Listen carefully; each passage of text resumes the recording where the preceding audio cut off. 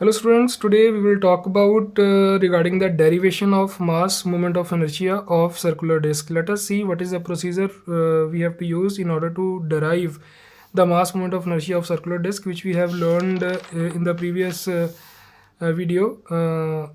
We have covered this topic, and in this topic we have found mass moment of inertia of the circular disk about all the three axes, that is mr square by 4, mr square by 4, mr square by 2.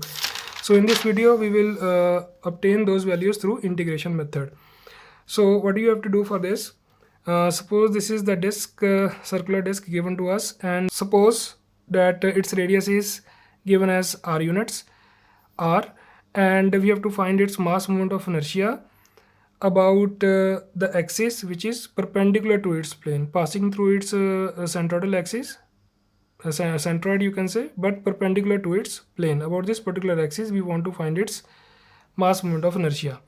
So how we will find? First of all, we have to consider an imaginary ring. So we have drawn imaginary ring. You can see these two dotted circles. So these two dotted circles are representing an imaginary ring, and the distance of that ring from the center is x units, and the thickness of the ring, let us say, is dx units. Fine. So let us solve. So first step will be, we will find area of this particular imaginary ring. So what will be the area of imaginary ring? That will be equal to 2 pi x into dx. Fine. 2 pi x into dx will be its area. So 2 pi x into dx. Next we will find mass of imaginary ring. So in order to find the mass of imaginary ring, we have to multiply area by mass per unit area. Fine.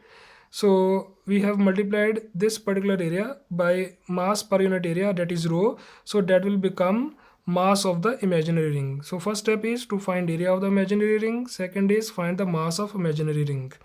Third step will be, we will find moment of inertia of imaginary ring about this particular axis passing through O and perpendicular to the plane of this particular disk.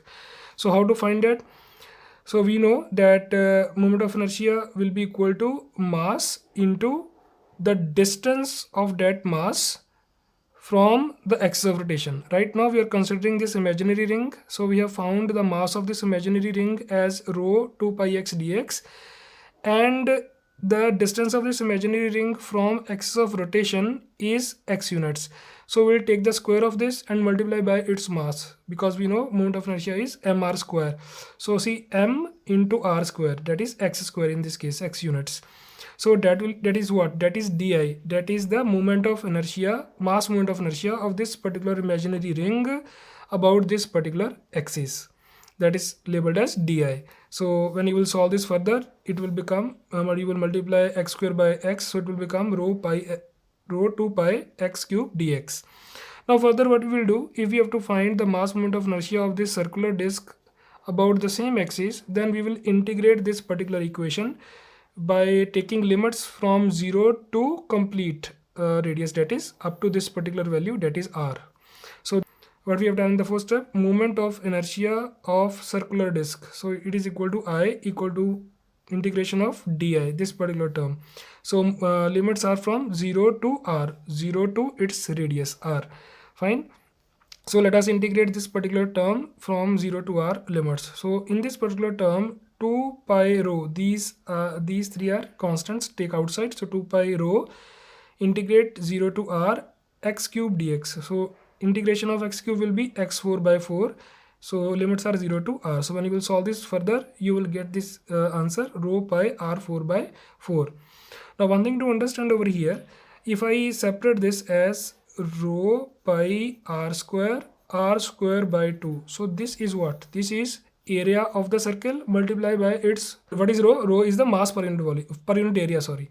So this will become your mass. So we have replaced this particular term by m, so it will become mr square by 2.